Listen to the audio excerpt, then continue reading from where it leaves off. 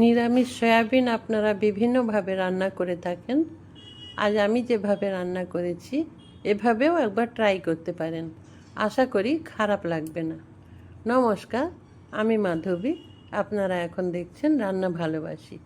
রান্না ভালোবাসির আরও একটা নতুন রেসিপি নিয়ে আপনাদের সবাইকে স্বাগত জানাই। আজ আমাদের রেসিপিতে থাকছে সয়াবিন আলুর নিরামিষ রেসিপি। আসুন তাহলে এখন আমরা সেই রেসিপি দেখে নেব। এই নিরামিষ সয়াবিন রেসিপি রান্না করার জন্য এখানে আমি মিডিয়াম সাইজের 5টা আলু নিয়েছি। 5টা আলু নিয়ে সেটা ভালো করে সেদ্ধ করে রেখে দিয়েছি। এখন সেদ্ধ আলু থেকে ভালো করে খোসাগুলো ছাড়িয়ে নেব। সব আলুর খোসাগুলো ছাড়িয়ে নেব। আমি খোসাগুলো সব ছাড়িয়ে নিয়েছি। এই যে দেখুন, এখন আলুগুলো এইভাবে হাত দিয়ে ভেঙে নেব। আলুগুলো রাফলি এইভাবে ভেঙে রেখে দেব। আমি আলুগুলো ভেঙে নেব। ততক্ষণে আপনারা প্লিজ, আপনারা যারা ভিডিওটা দেখতে শুরু করেছেন, একটা লাইক দিয়ে ভিডিওটা কন্টিনিউ করুন। সব আলুগুলো এই যে ভেঙে নিয়েছি। এখন আবার একটা পাত্র নিয়ে নেব। এই পাত্রের মধ্যে আমি সমস্ত মশলাগুলো নেব। এক এক করে সব মশলাগুলো নিয়ে নেব। এখানে আদা বাটা নিয়ে নিলাম 1/2 চামচ।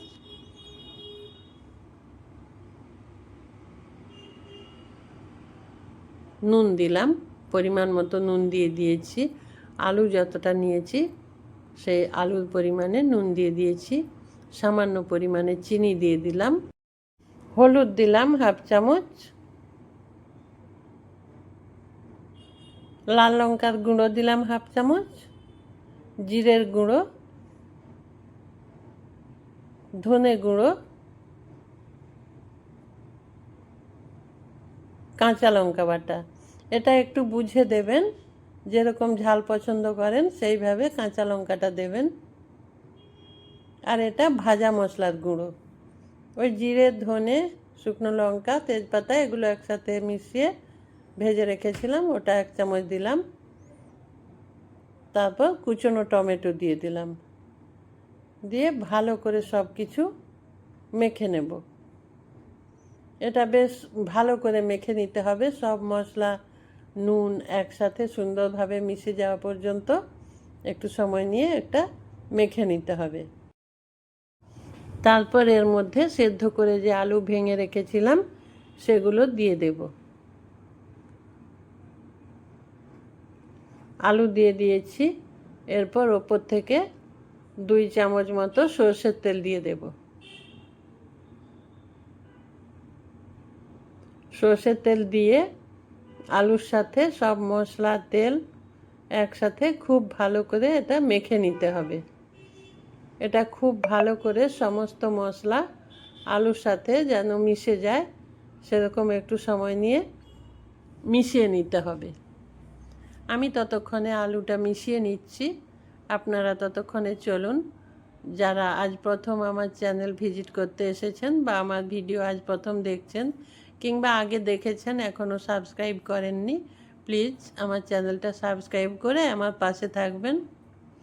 এখন কড়াই বসিয়েছি, কড়াইতে সরষের তেল দেব।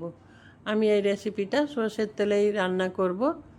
এই যে সয়াবিন নিয়েছি 200 গ্রাম, সেটা ভালো করে সেদ্ধ করে জল ঝরিয়ে হাত দিয়ে চেপে জলটা ফেলে দিয়েছি। একদম ভালো করে জলটা নিংড়ে নিতে হবে।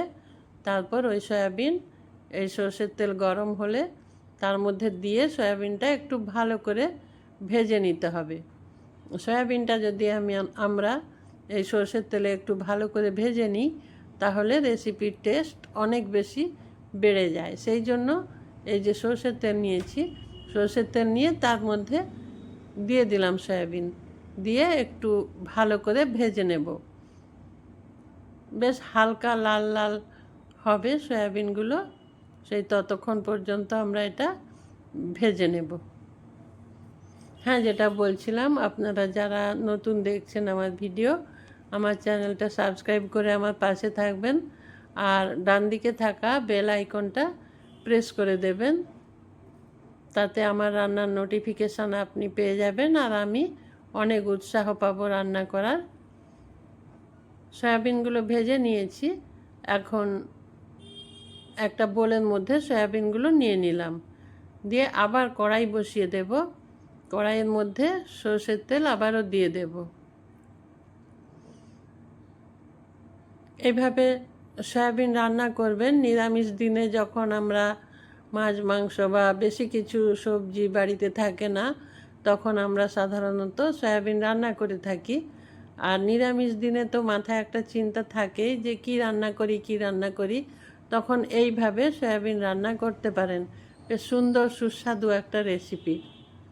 আবারও সরষের তেল দিয়েছি। সরষের তেলের মধ্যে বেশি কিছু দিলাম না, একটা তেজপাতা খুব ছোট ছোট করে ভেঙে দিয়েছি, আর হাফ চামচ গোটা জিরে দিয়েছি। দিয়ে সেগুলো খুব ভালো করে একটু ভেজে নেব। ততক্ষণ ভাজবো যতক্ষণে না ফোড়ন থেকে সুন্দর একটা ফ্লেভার আসছে। এখন ওই তেলের মধ্যে অল্প একটু হলুদ দিয়ে দিলাম, আর একটু লাল লঙ্কা দিয়ে দিলাম। দিয়ে সেটা ভালো করে মিশিয়ে নিয়ে ওই যে আলু মেখে রেখেছিলাম, ওই মেখে রাখা আলুটা ওই তেলের মধ্যে দিয়ে দেব। দেখুন, একটু রান্নাটা একটু অন্যভাবে করেছি, একটু নতুনত্ব আছে রান্নাটার মধ্যে। স্বাদও একটু আলাদা হবে, অবশ্যই অন্যরকম হবে স্বাদটা। এইভাবে একবার আপনারা সয়াবিন রান্না করে দেখবেন, অবশ্যই একবার ট্রাই করার অনুরোধ রইল। এটা একটু ভালো করে ভেজে নিতে হবে আলুটা, তেলের সাথে আর ফোড়নের সাথে আলু ভালো করে ভেজে নেব। কারণ এখানে যে মশলাগুলো দেয়া আছে সেগুলো সবই কাঁচা মশলা, কষে নেওয়া নয়। আদা আছে, আদার গন্ধ বা টমেটোর কাঁচা গন্ধ, সব কিছুর কাঁচা গন্ধ চলে যাওয়া পর্যন্ত এই যে এইভাবে আলুটা ভেজে নেব। আলু এইখানে যত ভালো করে ভেজে নেব, রেসিপির স্বাদ তত বেশি ভালো হবে। এই রান্নাটা যদি আপনাদের ভালো লেগে থাকে তাহলে প্লিজ কমেন্ট করে আমাকে জানাবেন। আলু দেখুন, আমি বেশ কিছুক্ষণ সময় নিয়ে আলুটা ভেজে নিয়েছি, সুন্দরভাবে হয়ে গেছে আলুটা ভেজে নেওয়া। আলু যখন ভেজে নেওয়া হয়ে যাবে, এর মধ্যে তখন সয়াবিনগুলো মিশিয়ে নেব। সয়াবিন মিশিয়ে দিলাম, দিয়ে আবারও আলু সয়াবিনের সাথে ভালো করে একটু নাড়াচাড়া করে মিশিয়ে নেব। তারপর এখানে জল দেব, কিন্তু খুব বেশি জল দেব না। যেখানে আলু সেদ্ধ করা আছে বা সয়াবিনও সেদ্ধ করে নিয়েছিলাম, সেদ্ধ করে ভেজে রেখেছি, সেই জন্য জল বেশি ব্যবহার করব না, অল্প পরিমাণে জল ব্যবহার করব। এটা ঝোল ঝোল রাখবো না, এটা একটা ঘন গ্রেভি হবে। সয়াবিন আলুর বেশ একটা ঘন রেসিপি হবে, সেই জন্য খুব বেশি জল দেব না। আমি এখানে হালকা গরম জল ব্যবহার করেছি। এই যে দেখুন, জল দিয়ে দিলাম, দিয়ে সব কিছু আবারও ভালো করে মিশিয়ে দিচ্ছি। আবারও বলছি, আলু যখন ফোড়নের মধ্যে দেবেন, আলুটা একটু ভালো করে ভেজে নেবেন, ওই সমস্ত মশলার গন্ধ চলে যাওয়া পর্যন্ত ভেজে নেবেন। জল দিয়ে এই যে ভালো করে ফুটিয়ে নিয়েছি। আমার রেসিপি ভালো লাগলে লাইক, কমেন্ট আর বন্ধুদের সাথে শেয়ার করবেন, তাতে আপনার বন্ধুরাও দেখতে পারবে আমার এই রেসিপি। আশা করি আপনাদের খারাপ লাগবে না। এই যে দেখুন কত সুন্দর দেখতে হয়েছে। এটা রুটি, পরোটা, ভাত সব কিছুর সাথে এই রেসিপি খাওয়া যাবে, খুব সুন্দর লাগবে খেতে। আর আমি বেশি ঝোলটা কমিয়ে দেব না, কারণ যখন ঠান্ডা হবে এটা আরও একটু ঘন হয়ে যাবে, সেই জন্য আর বেশি ঝোল কমাবো না। গ্যাস অফ করে দিলাম। এই যে দেখুন, খুব সুন্দর একটা রেসিপি। আপনাদেরকে অনুরোধ রইল এইভাবে সয়াবিন একবার রান্না করে খাওয়ার জন্য।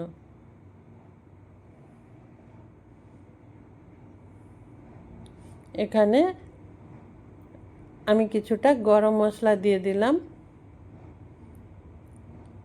আর কুচনো ধনেপাতা দিয়ে দিলাম, দিয়ে রান্নাটা কমপ্লিট করে নেব। সব কিছু একটু ভালো করে মিশিয়ে দেব। মিশিয়ে দেওয়ার পর ঢেকে কিছুক্ষণ রেখে দেব। গরম মশলা, ধনেপাতা সব কিছু ফ্লেভার রেসিপির সাথে মিশে যাওয়া পর্যন্ত ঢেকে রেখে দেব। তারপর এটা ভাত বা রুটির সাথে পরিবেশন করব। ভাত, রুটি, পরোটা সব কিছুর সাথেই এটা খেতে পারবেন। খুব সুন্দর একটা রেসিপি। আপনারা যারা এতক্ষণ আমার সঙ্গে ছিলেন সবাইকে আমার আন্তরিক ধন্যবাদ আমার পাশে থাকার জন্য। নমস্কার। ভালো থাকবেন সবাই, সুস্থ থাকবেন। আর অবশ্যই আমাকে কমেন্ট করে জানাবেন রেসিপি আপনাদের কেমন লাগলো।